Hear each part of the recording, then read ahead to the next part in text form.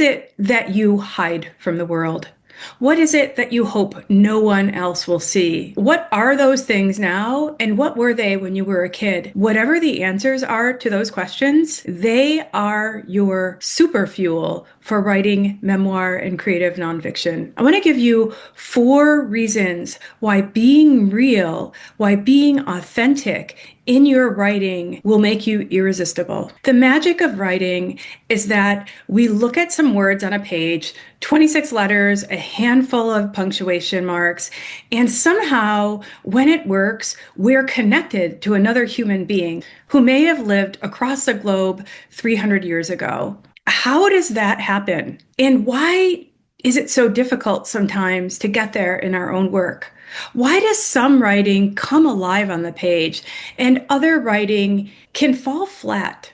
The answer is that as readers and human beings, we long for authenticity. We want to connect with each other in writing and in life, but especially in writing, where you cut through all of the superficial stuff and get to the point. Being authentic is a superpower. It may not seem like the world always rewards it, but I promise you, it's what readers are most hungry for. I want to share 4 reasons that I've learned over the years that being real makes you unstoppable. 1, reality is in short supply. There is increasingly a sense of unreality or disconnect. As I'm recording this, there's a major storm forecasted to be coming through the area. And when I looked at the news, I couldn't figure out whether this was real or not, because for the past 10 years, maybe longer, it seems like whenever there's even a minor weather event, the news stations or weather channels exaggerate because everybody's looking for a click. As a woman getting older, I look for examples of women who are aging honestly. I don't mean to sound judgmental, do you? But again, when we look at each other's faces, even when I look at movies or characters on TV, I increasingly see something that doesn't look quite real.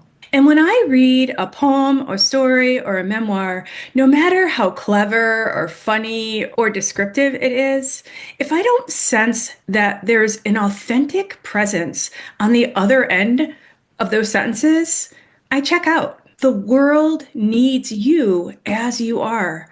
It's not only that there is no other you, it's that in a culture where dishonesty reigns supreme, being real is a radical act. The second reason that being real is so powerful in creative nonfiction writing especially, this is the genre that readers come to because they want real. They are hungry for your real stories. In my experience as a writer and a teacher and as a reader, I most am drawn toward writing that shares personal experience so that I get to learn something about the writer, but that also expands me as I read. When you make things up in memoir and nonfiction, which always surprises me, but people do that, I think, because they're insecure or they don't think that they have enough. But I'm here to tell you, readers can sniff it out.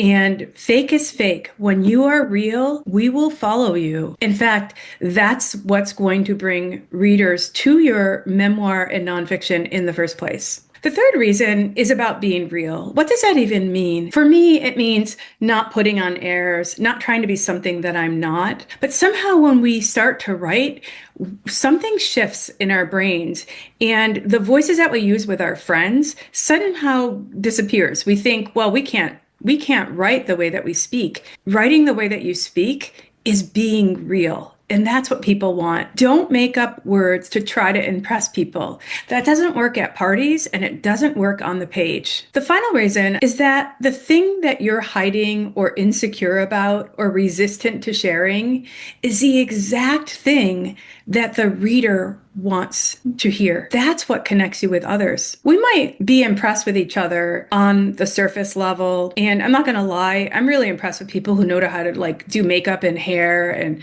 are always dressed well. And I do like writing that is smart and clever. But when I come to a memoir, genuine is exactly what I'm looking for. In my own writing, I have learned over the years. In fact, I think I learned this with the very first thing I ever wrote and shared with people. Impressing people doesn't work, at least not for the kind of writing that I want to do, which is all about connecting with others. What I learned early on is that the things that I was most afraid to say, especially those things that as a kid I held tight because I was ashamed of, or they made me different, those exact things are your treasures. They're like all the coal and crud that's been compressed by time and pressure, and they've become diamonds. That's not to say that you have to share dark secrets or all of your pain. It's to say that if there are things that you hide or that you worry about on a deep level, that's the thing your readers are looking for, not the thing itself, but the openness it requires of you to share those things. My prompt for you this time: write about a thing that you hope no one notices. Make yourself a good drink and write about it and see where it goes. The power of writing is to break down the walls that separate us, to go to the heart of who we are as human beings, to discuss openly the struggles, and to feel not weighed down, but better for it. Good luck. I look forward to seeing you next time.